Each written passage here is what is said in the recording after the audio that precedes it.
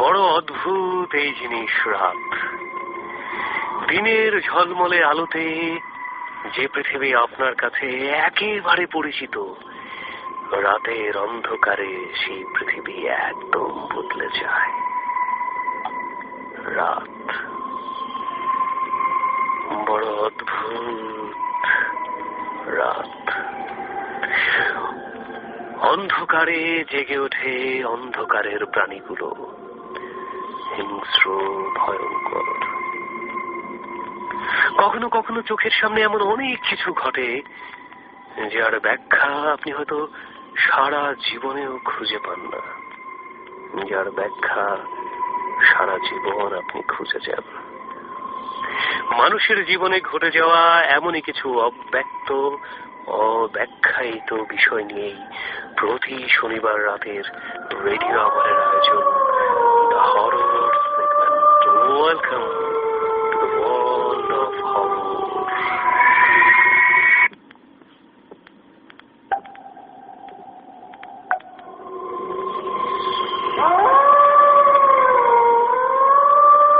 প্রতিবারের মতো আজও আমার হাতে একটি চিঠি রয়েছে। আমাদের বন্ধু হাসনা হেনা এই চিঠিটি লিখে পাঠিয়েছে আমাকে। আসসালামু আলাইকুম। আশা করি আল্লাহর রহমতে ভালোই আছেন দাদা। আপনাদের সবকটি প্রোগ্রাম আমার খুব ভালো লাগে, বিশেষ করে শনিবার রাতের হরর প্রোগ্রামটি।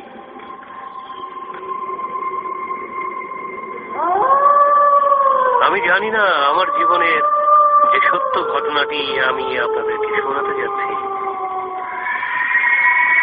তা আপনার কাছে কেমন লাগবে। দাদা, কাহিনীটি পড়লে খুবই খুশি হব।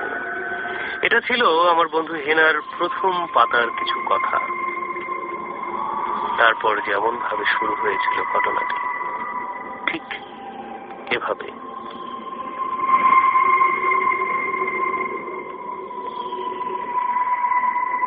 আমার মা দেখতে অতি সুন্দরী ছিলেন। রূপে গুণে কোনো দিক থেকেই কোনো কমতি ছিল না। সুখ আর আনন্দ নিয়ে আমি এবং আমার বাবা মাকে ঘিরে আমাদের ছোট্ট সংসার ছিল। কিন্তু নিয়তির নির্মম পরিহাস, প্রকৃতি আমাদের উপর বিরূপ হয়ে গেল। কি যেন এক অশুভ ছায়া হঠাৎ করে আমাদের ছোট্ট সংসারের উপর এসে পড়ল। হঠাৎ করেই মা কেমন যেন রহস্যময় আচরণ শুরু করলেন। কখনো প্রচন্ড রেগে যেতেন, আবার কখনো একা একাই খিলখিল খিলখিল করে হাসতেন।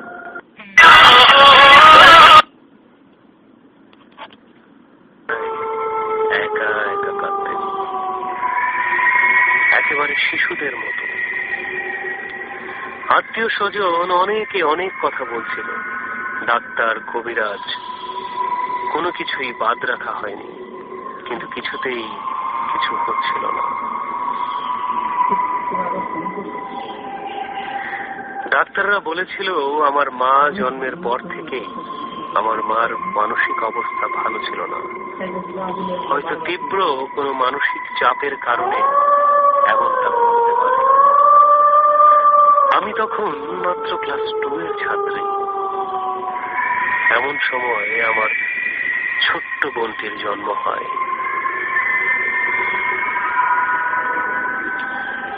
মা সন্তানকে গভীরভাবে ভালোবাসবেন, এমনটাই স্বাভাবিক।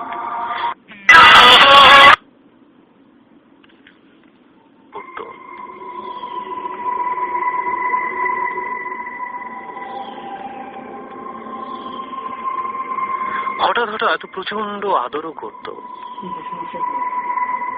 আস্তে আস্তে সবকিছু কেমন যেন স্বাভাবিক হয়ে আসছিল।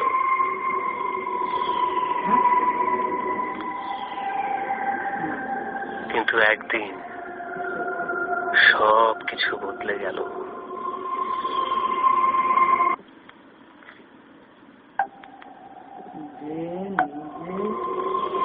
অদ্ভুত সেই অশুভ ছায়া একদিন এসে আবার ভর করল আমার মায়ের উপর।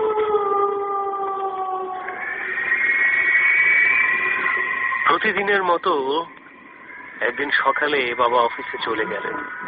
নিয়মিত দিনের মতোই মা সকালের নাস্তা বানাতে গেলেন, আমাকে স্কুলে নিয়ে আসলেন।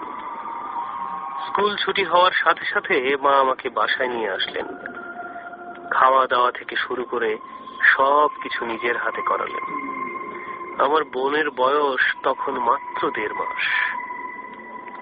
দুপুর ঠিক 1টা বাজে।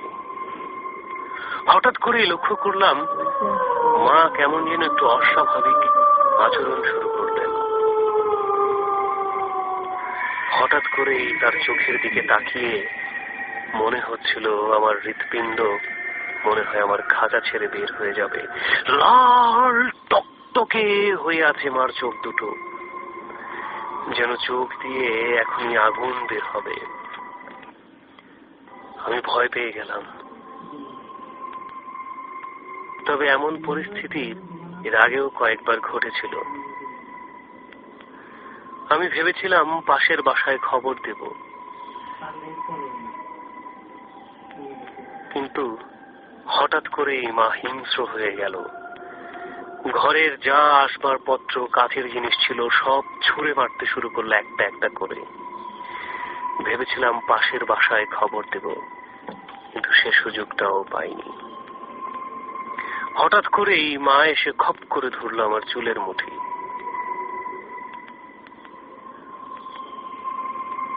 তারপর একবার পেছন ফিরে তাকালেন। এমন ভাবে তাকালেন মনে হচ্ছিল পেছন থেকে কেউ মাকে নির্দেশ দিচ্ছে। তখন বিছানায় আমার ছোট্ট বোনটা ঘুমিয়েছিল।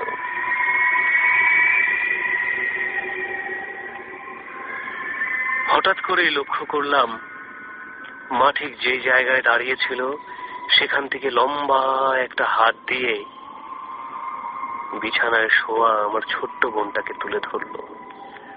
এমন পরিস্থিতিতে কি করা উচিত বা কি করার ছিল আমি তখনও জানি না। তুলেই মা এক হাত দিয়ে তাকে ঝুলিয়ে রাখলেন, অন্য হাতে আমাকে ঠেলে ফেলে দিলেন ঘরের এক কোণায়।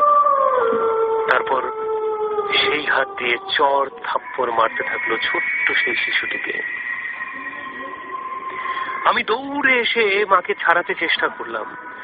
মা যেন আরো ক্ষেপে গেলেন, আবারও ধাক্কা দিয়ে ফেলে দিলেন আমাকে।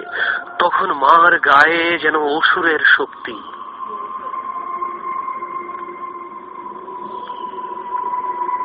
হঠাৎ করেই বজ্র কণ্ঠে মা হেসে উঠলেন, ভয়ঙ্কর এক গলায় বললেন, বোনের জন্য মায়া হচ্ছে না?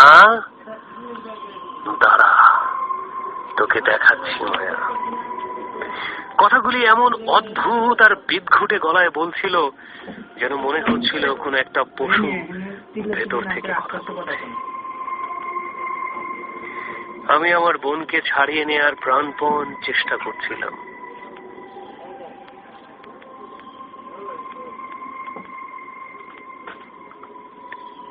আমার 1.5 মাসের বোন তখন চিৎকার করে কাঁদছে। অবস্থা আরো খারাপ হতে লাগলো।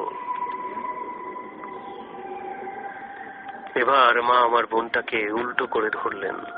আমি তখন চিৎকার করে বলা শুরু করলাম, মা, মা ও ব্যথা পাচ্ছে, মা মেরো না ওকে। কিন্তু আমার কথা শুনলো না। আমার চুল ধরে এমন জোরে আছড়ে ফেললো আমাকে, আরেকটু হলেই মেঝেতে পড়ে আমার মাথা চৌচির হয়ে যেত। অবস্থাটা এমন ভয়াবহ ছিল যা আমি বলে বোঝাতে পারবো না। মনে হচ্ছিল কোন একটা পিচাসিনী ভর করেছে, যেন মানুষ নয়, এক্ষুনি ছুঁড়ে ছিঁড়ে খুঁড়ে খেয়ে ফেলবে আমার সেই ছোট্ট 1.5 মাসের শিশুটিকে।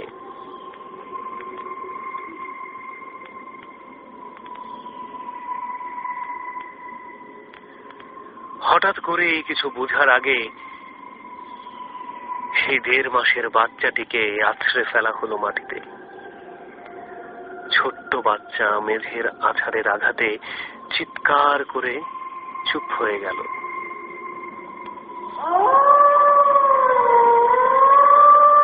হঠাৎ করেই পুরো ঘরে যেন একটা দমকা হাওয়া বয়ে গেল।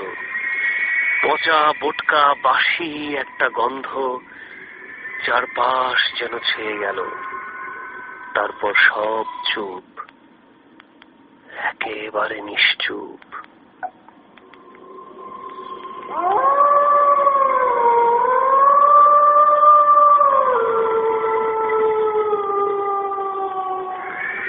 হঠাৎ করেই আছড়ে পড়লো মা মাটিতে। তারপর যখন উঠলো খুব অদ্ভুত ভাবে হাসলো। আমাকে বলল, কিরে হেনা, তুই মাটিতে পড়ে আছিস কেন? আমার ছোট্ট বোনটিকে মেঝে থেকে তুলে নিয়ে অনেক আদর করলো, অনেক চুমু দিল। আমি এতটাই ভয় পেয়েছিলাম, কিছুই বলিনি। সব কিছু স্বাভাবিক হয়ে গেল। মা এমন আচরণ করছিল যেন কিছুই তার মনে নেই।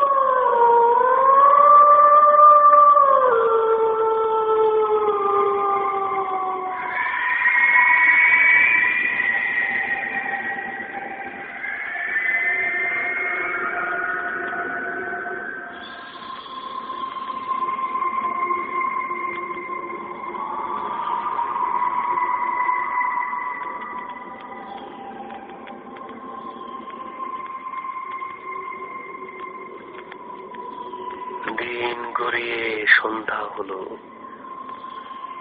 মা হঠাৎ করেই যে বাইরে গেলেন আর আসেননি। বাবা অফিস থেকে আসার পরে মা ফিরে আসেন।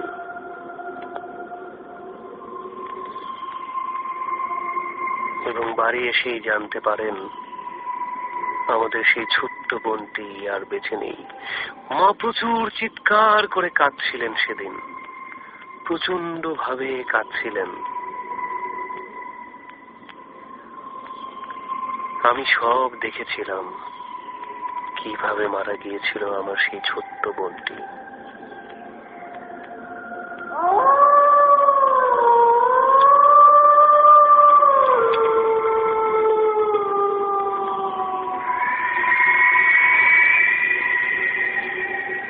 এখানেই শেষ নয়।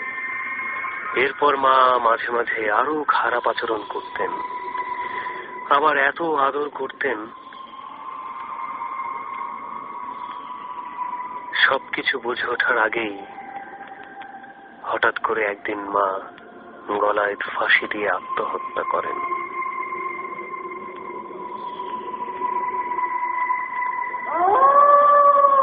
মা মরে গেলে সৎ মা কখনো ভালোবাসবেন না, একথা চিন্তা করে বাবা আজও বিয়ে করেনি।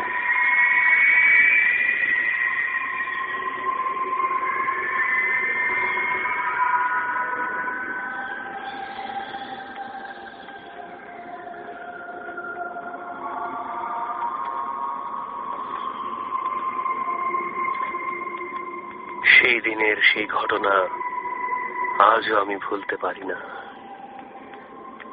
এমন ভয়ঙ্কর দৃষ্টি, সেই রক্ত পিপাসু রাত আজও আমাকে নাড়া দিয়ে যায়। The truth is stranger than fiction.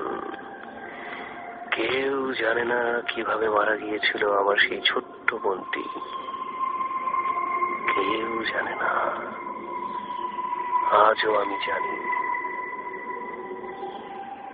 আজও জানি।